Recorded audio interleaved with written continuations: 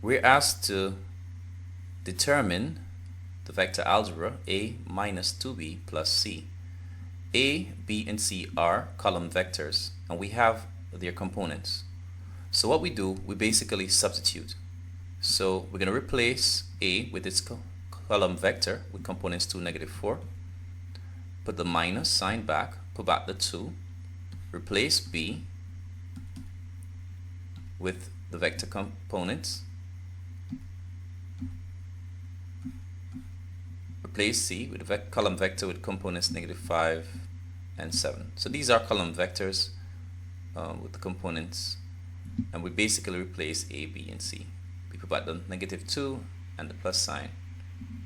Now what we want to do, we want to ensure that we have no scalar, so we're going to write 2, negative 4. Get rid of this scalar here, put by the minus sign for sure, but we're going to multiply 2 by the column vector B. So it's going to be 2 times negative 1 and 2 times negative 2. Now we're going to keep the negative sign where it is, so we're going to only apply the 2.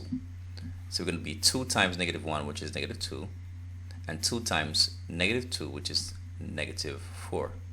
Recall that I said we're not using this negative sign since we have it here. If we did multiply by negative 2, each entry by negative 2, we'd have to put a plus sign outside. But avoid that confusion now, so let's continue. What we're going to do, let's work out the first two column vectors. We're subtracting, so it's going to be 2 minus negative 2. What is 2 minus negative 2? When we subtract a negative, we get positive. So subtracting negative gives us positive, so that's 2 plus 2, which gives us 4. The next one is negative 4 minus negative 4. Subtracting a negative gives us positive, so that's negative 4 plus 4. What's negative 4 plus 4? That's 0.